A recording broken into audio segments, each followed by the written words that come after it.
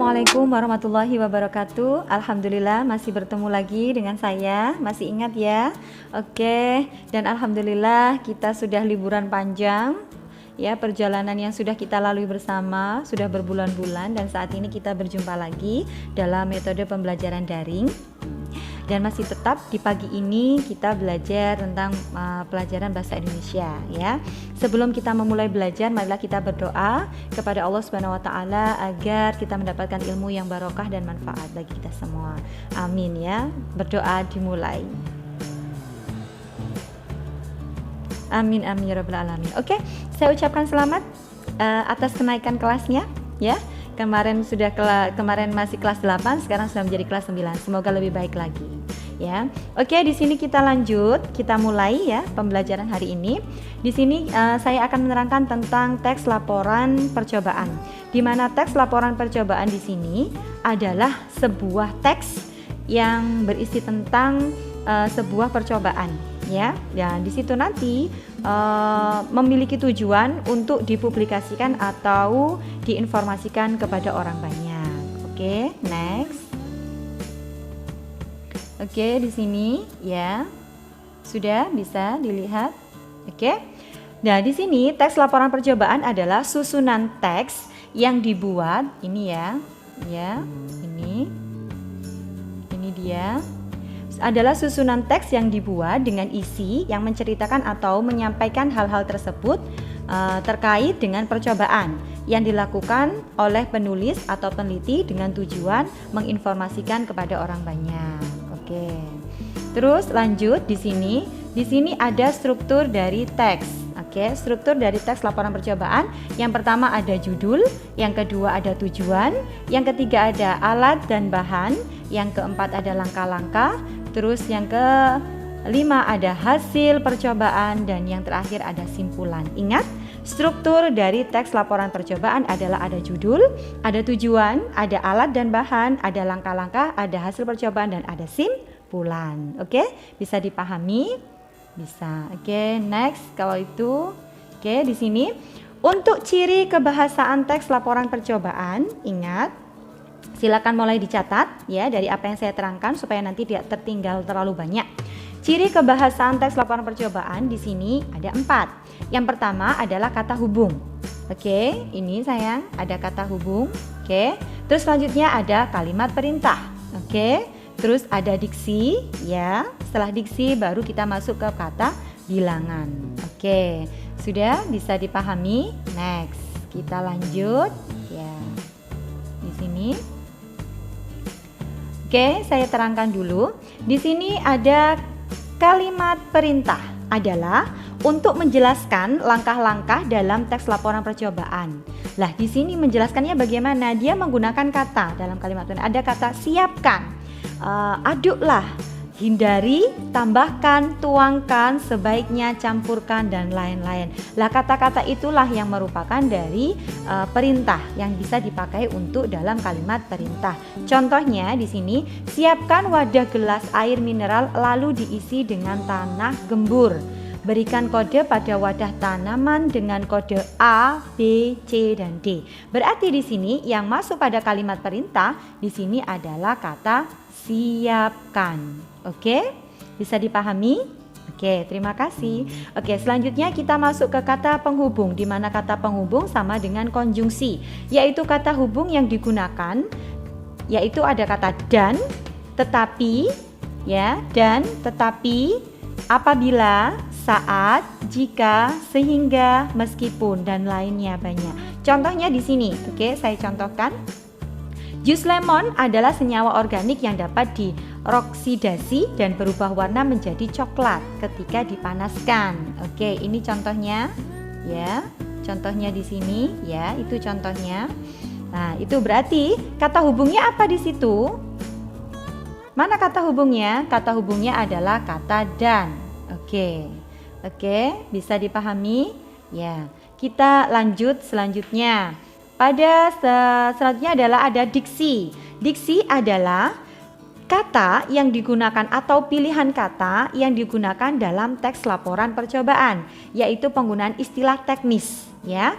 Nah, di sini istilah teknisnya di sini yaitu kata-kata yang memiliki arti khusus dalam bidang keahlian tertentu, khususnya dalam laporan percobaan. Oke, saya contohkan ini ya. Kata sinar ultraviolet. Dia masuk pada diksi atau pilihan kata. Kenapa? Karena sinar ultraviolet itu adalah sebagai istilah yang masuk pada sebuah kalimat yang khusus pengertiannya. Contohnya di sini, tinta tidak terlihat juga bisa dibuat dengan menggunakan reaksi kimia atau melihat cairan tertentu melalui sinar ultraviolet. Oke, selanjutnya next kita masuk ke kata bilangan ya. Di mana kata bilangan di sini adalah kata bilangan dalam teks laporan percobaan biasanya banyak digunakan pada bagian alat dan bahan, pada ukuran dan hasilnya yang menyatakan ukuran. Ini dia. Lah, ini dicontohkan ya. Ya, itu merupakan contoh dari hari ke-1. Tanaman A 21 mm, tanaman B 22 mm, tanaman C 12 mm, dan tanaman D 41 mm. Kata-kata ini nanti ini merupakan kata bilangan, menunjukkan bilangan dan dipakai pada sebuah laporan percobaan. Oke. Selanjutnya next kita masuk pada cara membuat laporan percobaan. Ini dia ya, cara membuat laporan percobaan ya. Yang pertama adalah 1. Menulis struktur teks laporan percobaan. Langkah pertama dalam membuat teks laporan percobaan dilihat terlebih dahulu dengan cara membuat struktur teks laporan percobaan, yaitu 1. Menulis judul, yang kedua menentukan tujuan dari percobaan tersebut, ketiga alat serta bahan yang dipakai apa saja, keempat dan langkah awal sampai akhir percobaan. Terus langkah keduanya, tulislah hasil dari percobaan ke dalam bentuk grafik, tabel, bagan atau gambar yang seperti saya contohkan tadi ya, agar pembaca lebih mudah dalam memahami hasilnya. Sesudah semuanya selesai, selanjutnya tulislah simpulan dari hasil percobaan yang telah dilakukan. Oke, terus selanjutnya untuk cara membuat teks laporan yang ketiga adalah mengembangkan kerangka jadi sebuah teks. Nah, sesudah menyelesaikan kerangka tersebut, lalu kembangkanlah jadi sebuah teks. Jangan lupa untuk memperhatikan kaidah dari kebahasaannya yang dipakai supaya teks percobaan ini mudah dipahami oleh pembaca yang lainnya. Oke, next langsung. Nah, ini adalah sebuah contoh ya. Ini dia sebuah contoh dari sebuah teks laporan percobaan yang sederhana. Kalian nanti bisa membuat contoh dari teks laporan percobaan banyak sekali ya. Bisa kecambah, bisa ini membuat kreasi taplak meja ya. Oke, saya ambil kenapa di sini? Karena di sini membutuhkan sesuatu hal, ada alat, ada bahannya juga. Jadi bisa dipakai untuk laporan percobaan. Oke. Yang pertama, judulnya di sini paling atas sendiri judul. Oke, membuat kreasi taplak meja. Tolong diperhatikan cara penulisan judul yang tepat. Oke. Selanjutnya di sini taplak meja kadang digunakan untuk menghias meja dan paling banyak tersedia di sejumlah toko dengan harga yang lumayan. Namun, apa kalian pernah pikir untuk mendapat sebuah taplak meja sendiri? Sebenarnya kalian bisa saja membuat taplak meja sendiri yang biayanya malah relatif lebih murah ya, apalagi sekarang kita banyak waktu luang ya di rumah ya. Oke, untuk menjaga kesehatan kita agar tidak terkena corona ya. Ingat ya, jaga kebersihan dan jaga kesehatan. Oke, di sini cara membuatnya itu ya untuk pendahuluannya. Untuk yang kedua, oke, pada bagian ini yang kedua sayang, Tujuannya adalah pembuatan taplak meja ini bertujuan supaya kita bisa memanfaatkan sejumlah barang-barang bekas yang ada di sekitar kita. Jadi akan lebih bernilai dan serta bermanfaat. Itu tujuannya. Oke, untuk yang ketiga, next. Ya, ini alat dan bahan. Alatnya dibutuhkan 2 meter kain perca, jarum dan benang, pensil, gunting dan kertas dan juga jangka. Oke, mudah bukan? Selanjutnya di sini ada yang keempat adalah langkah-langkah dalam membuatnya.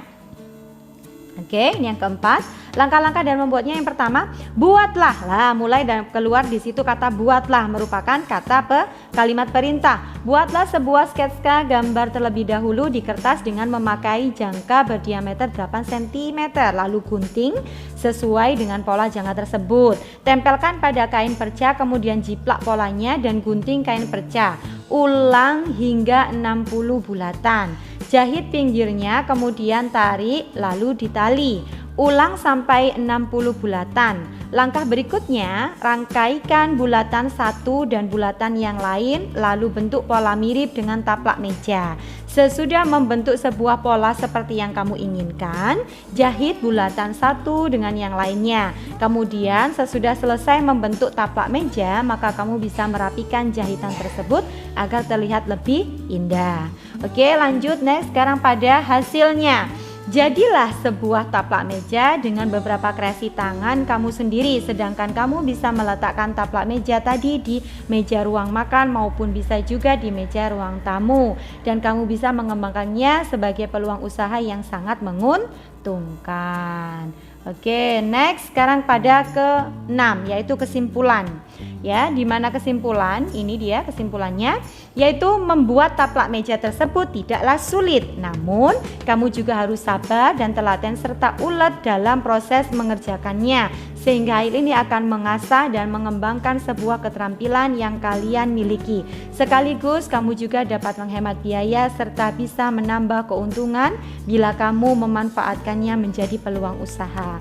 Oke, siswi-siswi MTS Perguruan Mu'allimat kelas 9 selesai sudah saya dalam menjelaskannya. Selanjutnya di sini kita masuk pada tugas. Oke, lihat ya di sini tugasnya. Tugasnya yang pertama adalah rangkum materi yang telah saya terangkan tadi, ya, mulai dari pengertian, terus strukturnya dan unsur kebahasaannya. Dan yang kedua, buatlah teks laporan percobaan secara sederhana dengan tulisan tangan di buku tulis secara rapi. Terus yang ketiga, foto hasil kerjaan kalian seperti biasanya, seperti waktu kita mengerjakan tugas-tugas biasa Indonesia. Foto dan kasih identitas nama kalian dan kelas kalian agar tidak tertukar dengan kelas yang lain. Saya harapkan ini wajib dikerjakan dan dikirim ke email saya, yaitu lailiatunurfadila@gmail.com, atau ke situ saja supaya nanti saya bisa membedakan, atau ke WA juga boleh ya. Kalau ke WA ke nomor 085854343440. Dan ingat, cara mengerjakannya harus hari Sabtu. Kalau sudah masuk ke hari Ahad, saya sudah tidak menerima kerjaannya lagi. Saya terima kerjaannya sampai pukul 1 siang atau 13.00 WIB. Oke, terima kasih. Selamat mengerjakan. Jangan lupa sholat dan jaga sopan santun serta kesehatan. Semoga kita terhindar dan semoga wabah corona ini selesai agar kita bisa bertemu langsung, bisa belajar bersama dengan baik. Ya, walaupun dalam keadaan seperti ini, tapi kita harus tetap semangat. Oke, saya akhiri di sini. Ihdinas shiratal mustaqim. Wassalamualaikum warahmatullahi wabarakatuh.